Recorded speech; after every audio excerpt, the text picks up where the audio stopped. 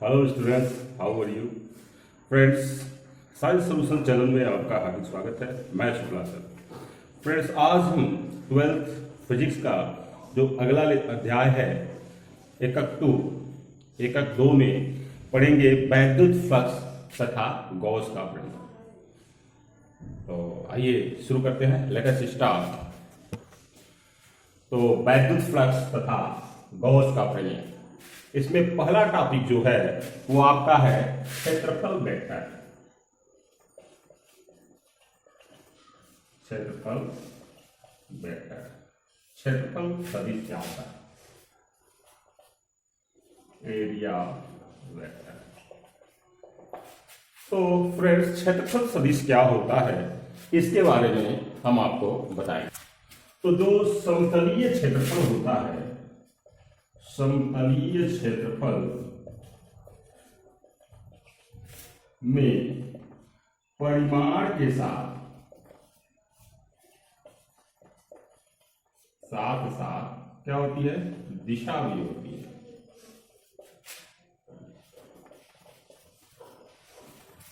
और आप जानते हैं कि वे भौतिक राशियां जिनमें परिमाण के साथ साथ दिशा भी होती है वो कैसी राशियां होती हैं? सदिश राशियां होती हैं। तो जो क्षेत्रफल वेक्टर होता है, अब इसको हम समझने के लिए मान लीजिए कोई हमारा समतलीय क्षेत्रफल है ये। तो इस समतलीय क्षेत्रफल जो है ये इसका परिमाण है, तो इसमें परिमाण के साथ साथ दिशा भी होगी जो इसके परपेंडिकुलर होती है, और दिशा को हम यूनिट वेक्टर से शो करते हैं। राइट, समझ में आ गई बात? और इसको हम रिप्रेजेंट कैसे करेंगे? तो vector A is equal to unit vector multiply by mod of A. ठीक, तो जो ये समतलीय क्षेत्रफल ए है यह एक सदिश राशि है, और इसको हम वेक्टर ए से रिप्रेजेंट करते हैं, जहां vector A is equal to क्या है? यूनिट वेक्टर डॉट जो इसका मैग्नीट्यूड है। ठीक है, समझ में आ गई बात? नोट कर लें। नेक्स्ट टॉपिक है घन कोण।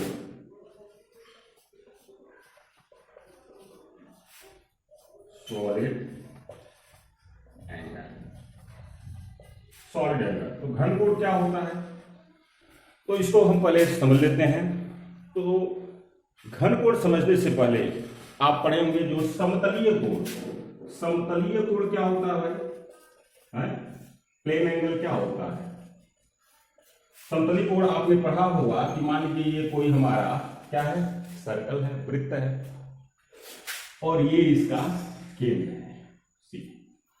तो अगर ये वृत्त को हम इस तरह से यहाँ जो इसका ये सर्कमफ्रेंस है, यहां से अगर काट दें ये ए बी, तो ये ए बी क्या होगा? ये क्या कहलाता है? इसका चाप कहलाता है, अर्क। राइट, तो ये जो ए बी भाग है वो इस वृत्त के केंद्र पर जो कोण आंतरित करता है वो क्या कहलाता है? समतलीय कोण कहलाता है। ठीक, समझ में आ रही बात? तो किसी वृत्त के चाप द्वारा वृत्त के केंद्र पर आंतरित कोण क्या कहलाता है भाई?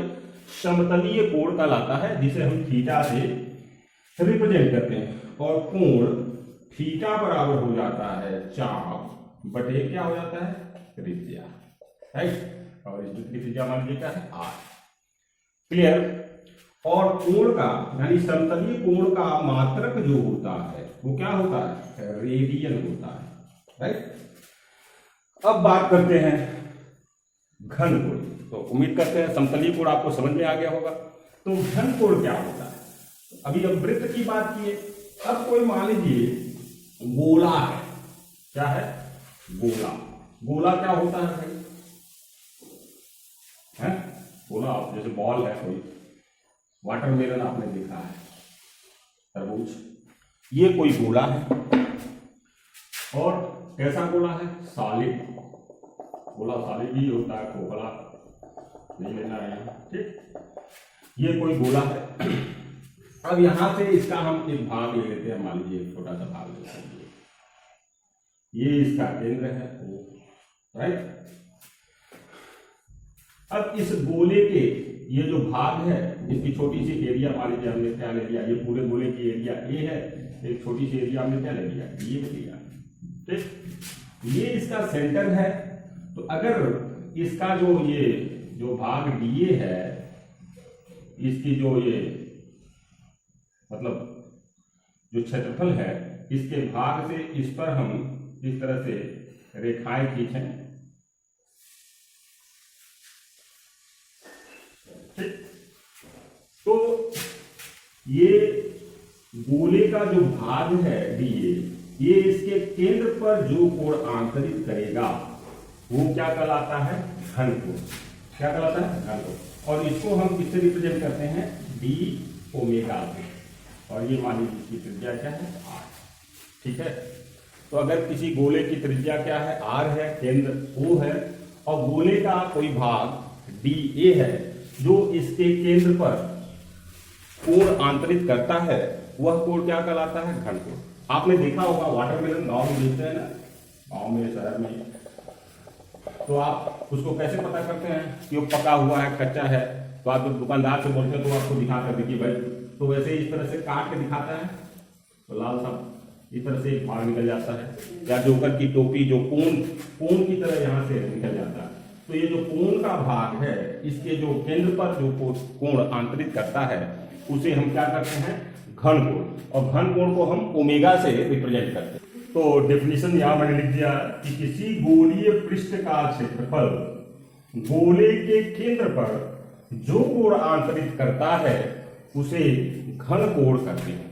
ठीक, तो जो समतलीय कोण होता है उसका मात्रक क्या बताया गया, रेडियन, और घन कोण का मात्रक क्या होता है भाई, स्टेरेडियन होता है। ठीक है, दूसरी बात, जो ये पृष्ठीय क्षेत्रफल है, गोलीय पृष्ठ का जो क्षेत्रफल है, उसका और त्रिज्या में जो संबंध होता है वो क्या होता है कि ये जो गोलीय पृष्ठ का क्षेत्रफल होता है वो त्रिज्या के वर्ग के क्या होता है, अनुप्रमाणुपाती होता है। ठीक है, इस तरह से जो नियतांक आता है, यानी नियतांक क्या आएगा, डी ए इक्वल टू, जब अनुप्रमाणुपाती का चिन्ह हटता है तो क्या आता है, नियतांक। तो यहाँ ओमेगा नियतांक लेते हैं, तो ओमेगा इक्वल टू, यहाँ डी ए है तो डी ओमेगा लेंगे। ठीक है, D omega equal to D A upon क्या हो जाएगा, आर स्क्वायर। तो गोलीय पृष्ठ का क्षेत्रफल तथा त्रिज्या के वर्ग की निस्बत में जो अनुपात हो गया डी अपॉन आर स्क्वायर, इसी को हम क्या करते हैं, घन कोण करते हैं। Right, okay. तो डी ओमेगा जो घन कोण हुआ इस छोटे से पृष्ठीय क्षेत्रफल के कारण, इसका मान क्या हो गया, डी अपॉन आर का।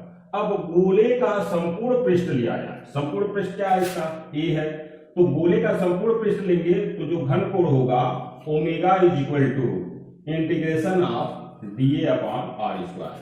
मैथ के लोग समझ रहे होंगे कि जैसे हम छोटे से भाग का कुछ निकालते हैं, फिर उसका अगर समाकलन, इसको इंटीग्रेशन बोलते हैं, बायोलॉजी वाले समझे इसको क्या बोलते हैं, समाकलन। इससे पूरे ये रिप्रेजेंट करता है कि पूरे भाग का हो गया। ठीक है ना, तो पूरे भाग। अब देखिए गोले का क्षेत्रफल, गोले का पृष्ठीय क्षेत्रफल क्या होता है, 4 पाई है, क्या होता है 4 पाई।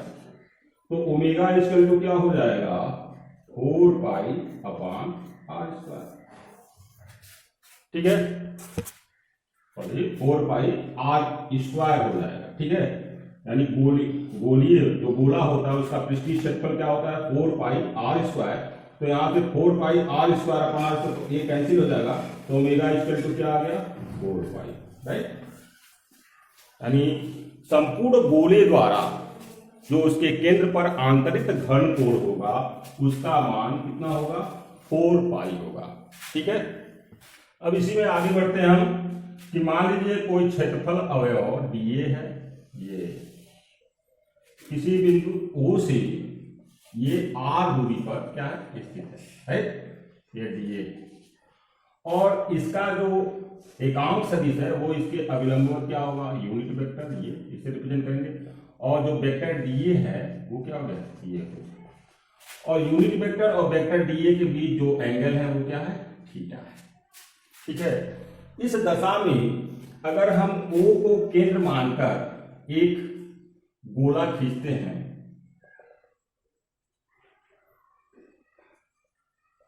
इस तरह से होगा।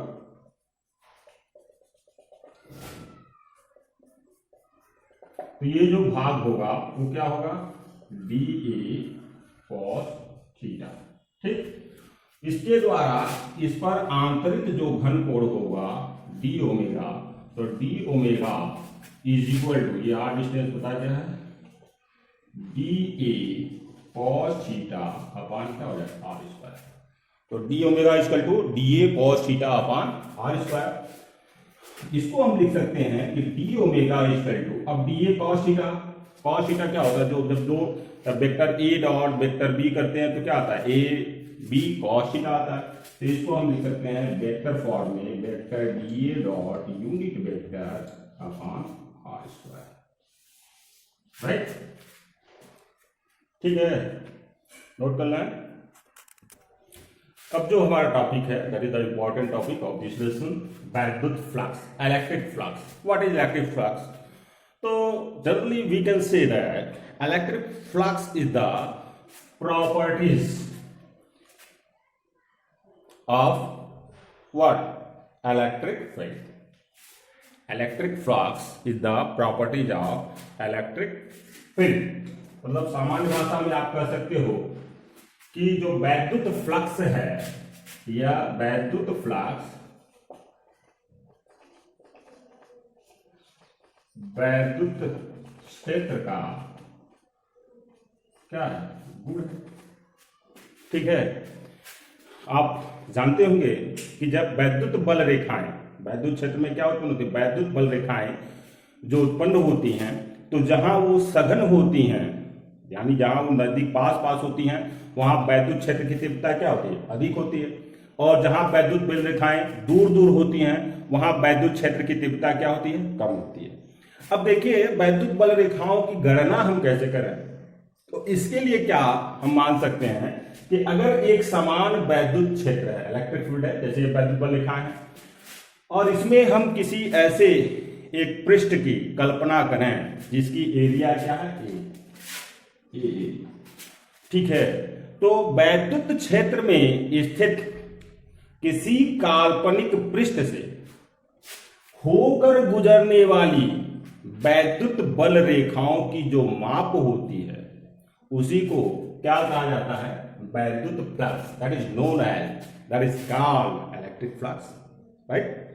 फिर से समझना है कि वैद्युत क्षेत्र में स्थित किसी काल्पनिक पृष्ठ से होकर गुजरने वाली वैद्युत बल रेखाओं के संख्या के माप को हम क्या करते हैं, वैद्युत फ्लक्स करते हैं। यहां मैंने लिख दिया है,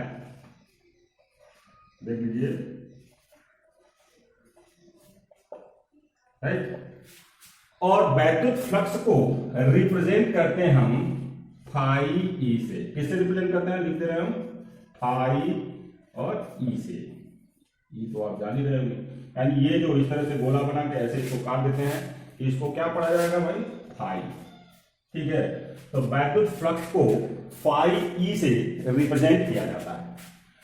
अब देखिए जो वैद्युत फ्लक्स है यहां जो आपको दिखाया गया है, अब इसमें मान लीजिए हमने एक छोटा सा, ये काल्पनिक पृष्ठ तो पूरा ए है, और इस काल्पनिक पृष्ठ में हमने एक पृष्ठ अवयव डी लिया है, ठीक, और एक वैद्युत क्षेत्र है।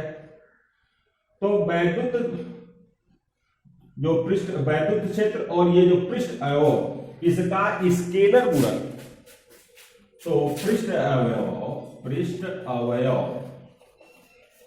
अवयव माने क्या होता है, घटक माने छोटा सा भाग। फिर से समझ लीजिए, जैसे पूरा पृष्ठ काल्पनिक पृष्ठ ए है, इसका मैंने एक छोटा सा भाग क्या लिया, डी ए, तो इसको हम क्या कहेंगे, अवयव या घटक। तो इसका पृष्ठ अवयव क्या हो गया, डी ए, ठीक। तो इसका जो सदिश हो गया वेक्टर डी ए, तथा वैद्युत क्षेत्र वेक्टर ई के स्केलर गुणन को वैद्युत फ्लक्स कहते हैं, राइट। तो that will be phi E, या डी फाई ई हो जाएगा, छोटा सा डी फाई इक्वल टू क्या हो जाएगा, vector E dot vector D. ठीक है, समझ में आई बात। और अगर यही फाई ई लेंगे, अब पूरे पृष्ठ जो ये काल्पनिक पृष्ठ है, पूरे पृष्ठ से होकर गुजरने वाली रेखाओं की माप क्या हो जाएगी, तो इसके लिए हम इंटीग्रेशन किसके सापेक्ष, ए के सापेक्ष, इसको पढ़ेंगे ए के सापेक्ष समाकलन vector E dot vector D. ठीक है, फिर से समझना है वंस अगेन, एक बार ध्यान से समझ लीजिए कि वैद्युत फ्लक्स क्या होता है। वैद्युत एक समान वैद्युत क्षेत्र में स्थित किसी काल्पनिक पृष्ठ से होकर गुजरने वाली वैद्युत बल रेखाओं के संख्या के माप को हम क्या कहते हैं, वैद्युत फ्लक्स कहते हैं। ये इसकी परिभाषा होगी।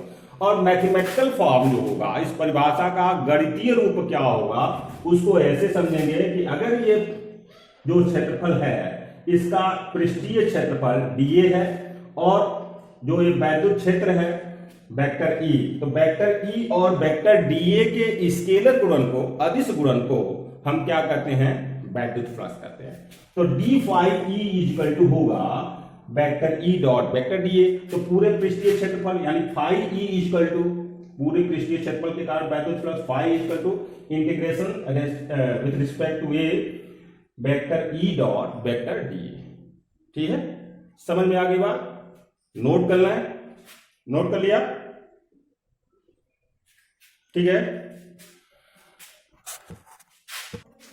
अब मान लीजिए किसी बंद पृष्ठ के लिए वैद्युत फ्लक्स।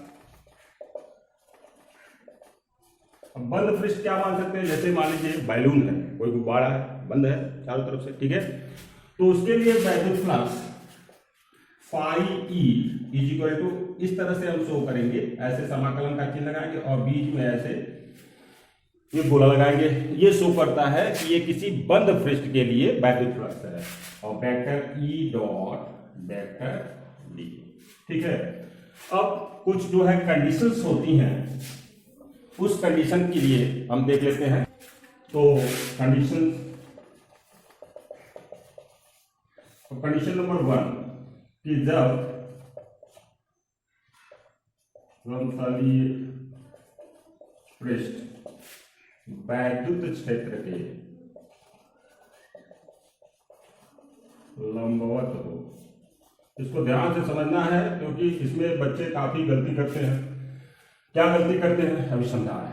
तो इसको समझने के लिए मान लीजिए, जैसे मान लीजिए ये डस्टर है और वैद्युत क्षेत्र गुजर रहे हैं, इस तरह से वैद्युत क्षेत्र गुजर रहा है, ठीक है, इधर गुजर रहा है, ऐसे वैद्युत क्षेत्र, सपोज करो वैद्युत क्षेत्र है और ऐसे रखा हुआ है और ये हमारा वैद्युत क्षेत्र में रखा गया, ये हमारा क्या समतलीय पृष्ठ होगा, ध्यान दें।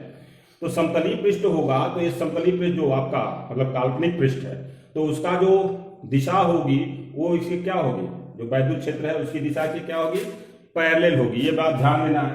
अब जैसे यहाँ लिख दिया गया कि समतलीय पृष्ठ जो है वैद्युत क्षेत्र के क्या है, लंबवत है, तो अगर वैल्यू निकालना है तो phi E is equal to आपने निकाला कि integration of vector E dot vector D A. अब मान लीजिए इसको निकाला कि ई डॉट वेक्टर डीए बराबर E into DA cos theta. तो यहाँ थीटा की वैल्यू क्या आएगी, तो यहाँ ध्यान देना है, अभी मैंने समझाया कि इस केस में जब समतलीय पृष्ठ वैद्युत क्षेत्र के लंबवत होगा तो थीटा इक्वल टू क्या होगा, 0 होगा। क्या होगा, 0 होगा। ठीक है, तो अब निकालेंगे तो फाई ई जब हम निकालेंगे तो यहाँ देखिए लिखा गया है ए के सापेक्ष समाकलन है vector E dot vector DA. तो दैट विल बी, यहाँ ई कांस्टेंट हो जाएगा ए इंटू डीए, राइट। अब देखिए ये डीए जो है ये ए हो जाएगा, तो vector E dot vector A, और इसको फाई ई इक्वल टू हम लिख सकते हैं E into A cos theta, और कॉस थीटा की वैल्यू यहाँ 0 है, तो that will be phi E equal to E into A आएगा। कॉस 0 की वैल्यू कितनी होती है, 1 होती है। ठीक है, अब बच्चे यहाँ गलती करते हैं कि ये लंबवत है, फट से थीटा की वैल्यू 90 रहती है, वैल्यू हो गई 0, और वहीं आपका क्या हो जाता है, गलत हो जाता है। क्लियर। और कंडीशन नंबर 2 जो है, सेकेंड कंडीशन, जब समतलीय पृष्ठ वैद्युत क्षेत्र के क्या हो, समांतर हो, पैरेलल हो। तो पैरेलल होगा तो in that case theta will be क्या 90 degree and phi E equal to होगा ई ए cos 90 और cos 90 की वैल्यू 0, तो फाई ई इक्वल टू क्या हो जाएगा 0। ठीक बात है, समझ में आ गई बात।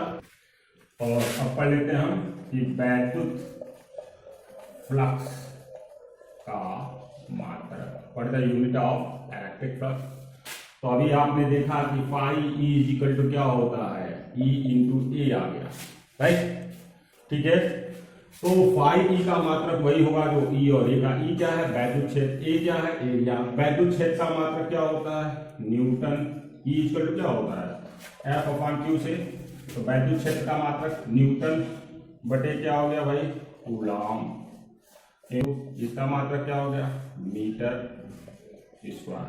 तो इसलिए वैद्युत क्षेत्र का मात्रक हो जाएगा न्यूटन मीटर स्क्वायर और कूलॉम इनवर्स। तो एम स्क्वायर सी पर। ओके, अभी तक आपने हमारे चैनल को सब्सक्राइब नहीं किया तो प्लीज सब्सक्राइब करें, लाइक करें और शेयर करें। नेक्स्ट वीडियो में हम आपको गॉस का प्रमेय बताएंगे। धन्यवाद, थैंक यू।